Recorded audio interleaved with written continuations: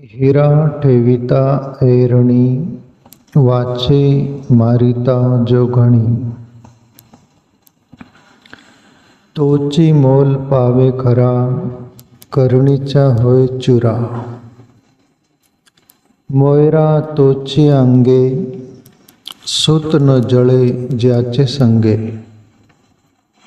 तुका म्हणे तोची संत, सोची जगाचे आघात। सद्गुरु तुकाराम बाबा का अभंग है।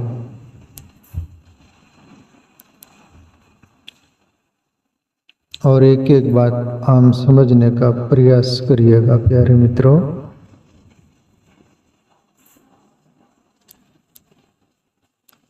हीरा ठेविता ऐरणी, वाचे मोती वाचे मारिता जो घणी। हीरा का उदाहरण देते तुकाराम बाबा कि हीरा जो होता है उसकी परीक्षा या उसको ताड़ना चाहते, जानना चाहते हैं, देखना चाहते हैं कि ये नकली हीरा है कि असली। और असली हीरा ऐरण और घन, ऐरण पर वो हीरा रख दिया जाए और ऊपर से घन मारा जाए तो भी असली हीरा फूटता नहीं, ये उसकी पहचान। प्यारे मित्रों, इसमें हीरा और मोती की भी बात आई है तो ये अभंग ये पूरा आपके सामने रखो। उसके पहले हीरा मोती की एक बात याद आती है, जीवन को प्रेरणाएं मिले ऐसी बात है।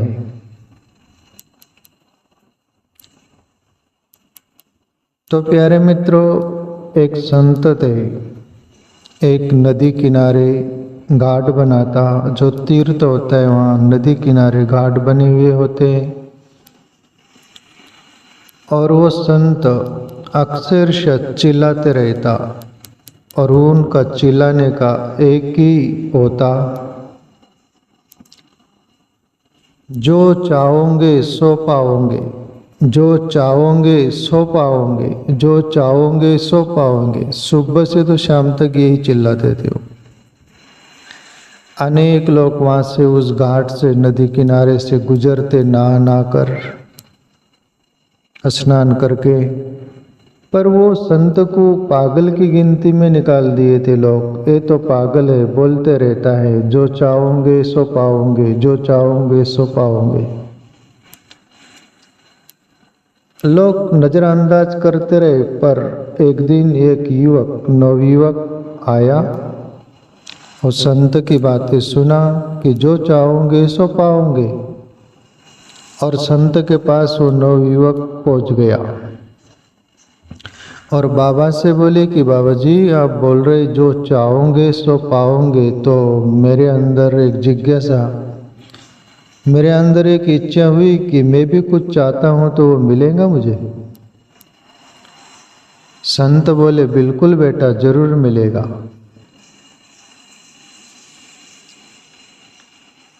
तो संत बोले कि बेटा तुम क्या चाह रहे हो, पहले मैं ये पूछ लूँ। ओ युवक बोलता है बाबा जी से, संत से कि बाबा जी, मैं हीरे का बहुत बड़ा व्यापारी बनना चाहता हूँ।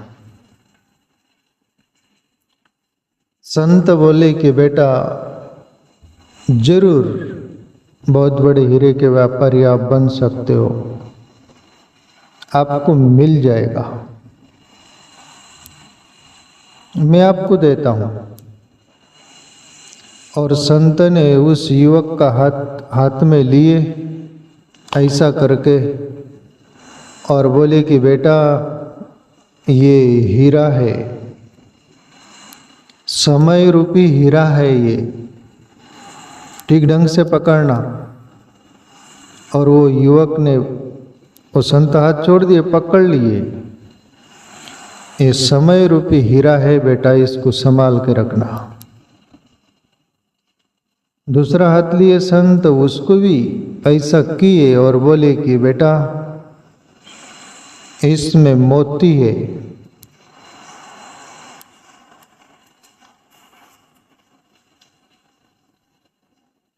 जब समय दोगे कोई भी काम के लिए और आपका लक्ष्य होगा, आपकी मंजिल होगी, आपने जो चाहा होगा वो नहीं मिलता हुआ सा लग रहा हुआ होगा, तब ये मोती की हार पहन लेना।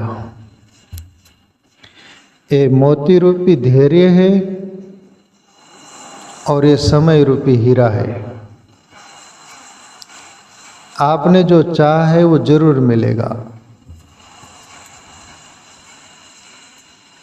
अभी आप सोचोगे कि असली हीरा संत ने समय रूपी हीरा दिया, धैर्य रूपी मोती दिया, और वो युवक विवेकी था, कुछ समझा, कुछ राज तो है, और कहते कि समझ गया और बहुत बड़ा हीरे के व्यापारी के पास वो युवक पहुंचता है, वह काम शुरू करता है हीरे का, और इतना समय देता उस काम में, हीरा बनाने में, हीरा के लिए इतना समय देता, समय को कई डांडी नहीं मारता, जो बोलते हैं कि समय को इधर उधर चुराता नहीं, तथा समय का सदुपयोग करता। और कभी कभी सफलता नहीं मिली हुई सी लग रही होती तो फिर धैर्य रूपी संत ने बोला थे, धैर्य रूपी मोती का हार पहन लेना, और धैर्य रखता, और एक दिन वो युवक बहुत बड़ा हीरे का व्यापारी बन गया। संत असली हीरा नहीं दिए थे, पर समय रूपी हीरा दिए थे। जो हम समय रूपी हीरे की कदर नहीं करते तो हम कंगाल के कंगाल रहते, फाकम फाक रहते।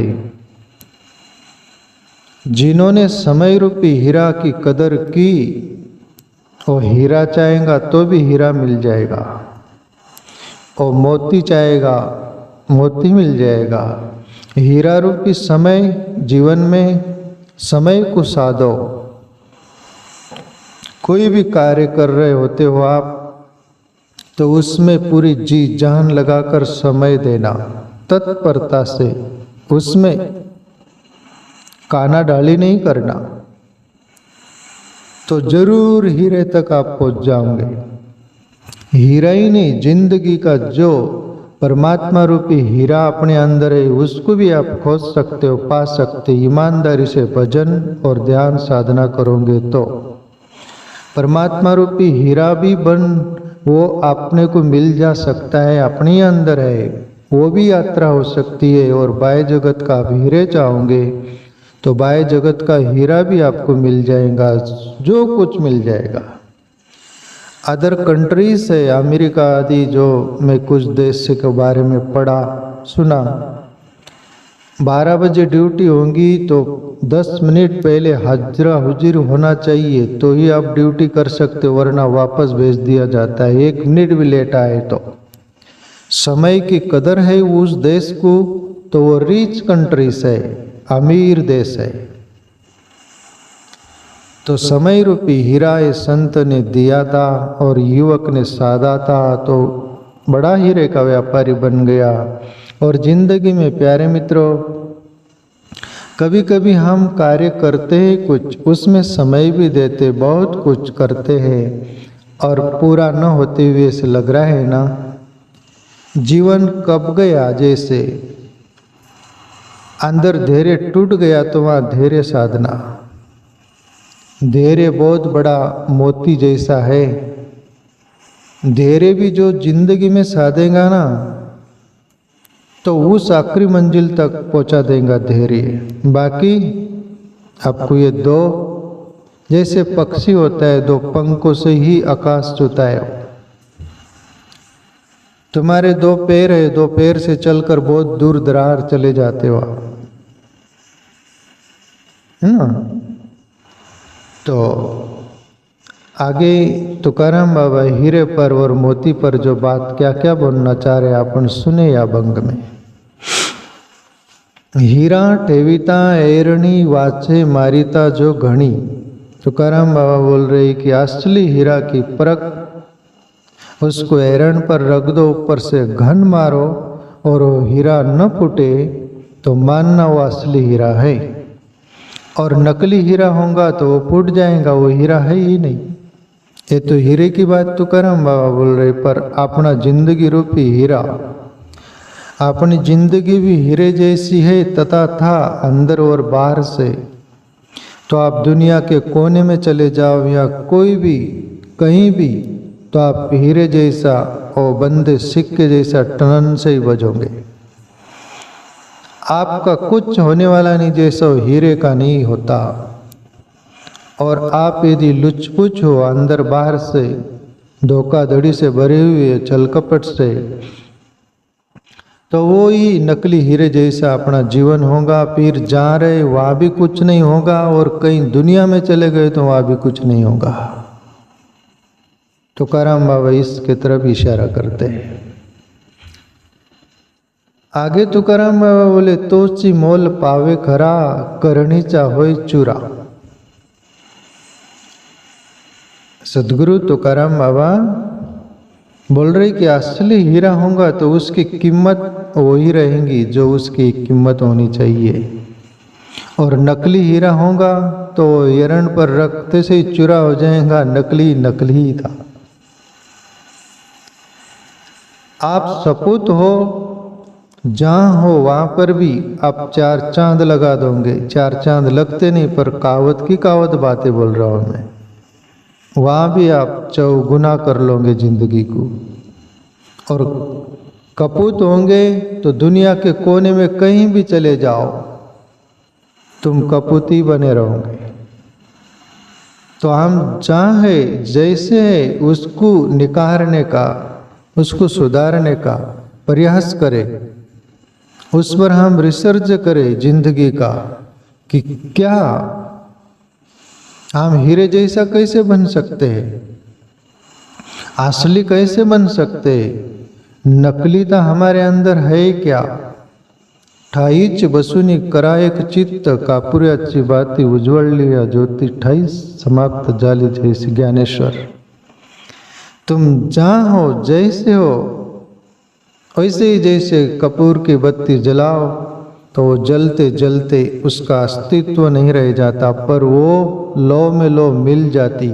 इसी अंदाज में तुम जहाँ हो जैसे हो असली हीरे जैसा जीवन हो जाएगा, तो फिर तुम जहाँ हो वहीं पूर्ण हो। तोची मोल पावे खरा, करनी चाहोय चूरा। आगे तुकाराम बाबा बोलते हैं, मोयरा तोची आंगे, सुत न जले ज्याचे संगे।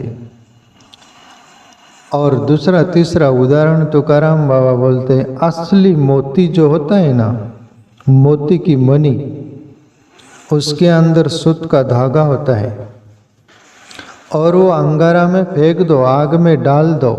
असली यदि मोती होगा तो उसके साथ वो धागा भी नहीं जलता, ऐसी उसकी खासियत है। और नकली मोती होगा तो वो धागा भी जल जाएगा, वो मोती नकली वो भी जल जाएगा। पर असली होगा तो न मोती जलेगा न उसमें का धागा जलेगा। अब ये तो तुकाराम बाबा दृष्टांत दे रहे, पर अपने जिंदगी पर समझने जैसा क्या है, वो ये है प्यारे मित्रों, तुम्हारे अंदर मोती जैसी श्रद्धा होगी, पवित्र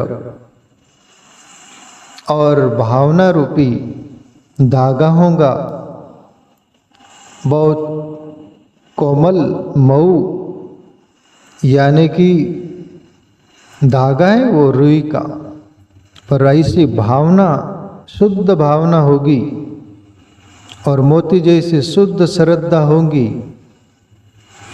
तो अंगारा में जैसे मोती और वो धागा उसके साथ उसका कुछ नहीं बिगड़ा, ऐसे ही तुम्हारा जीवन में जिंदगी भर तुम जहाँ भी हो जैसे भी हो, तुम्हारी श्रद्धा डिगेंगी नहीं, मोती जैसी श्रद्धा।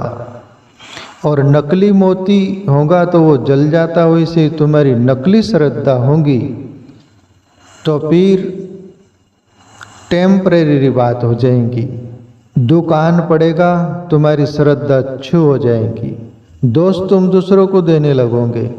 अरे हमारी तो श्रद्धा थी, सब कुछ था, पर वो मंदिर ही ठीक नहीं था, वो संत ही ठीक नहीं था। अरे हम तो बराबर थे, पर वो ठीक नहीं थे। नकली श्रद्धा, ये नकली मोती की तरह। दोष हम दूसरों को देंगे पर खुद को नहीं देंगे। असली मोती जैसे आग में जलता नहीं, वैसी असली श्रद्धा हुई होती तो खुद में झांकते, खुद में देखते कि कमी मेरे में ही है, मेरे में ही होगी, मैं मेरे में ही टटोलूं, मेरी श्रद्धा में कमी और खामी होगी, दूसरों में कमी नहीं देखेंगे हम।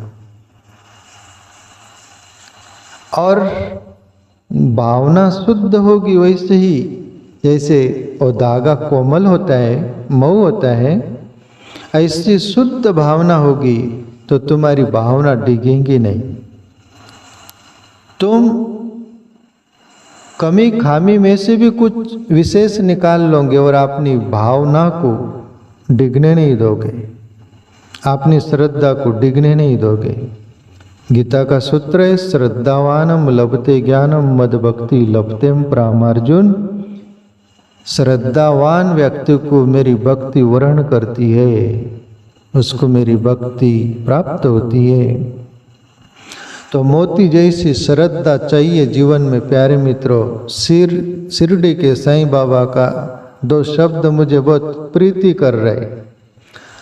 वो बहुत कुछ बोले न बोले, वो संत थे, क्या थे न क्या नहीं थे, मुझे कोई लेना देना नहीं, पर उनकी दो बातों से मुझे प्रीति है, श्रद्धा और सबूरी।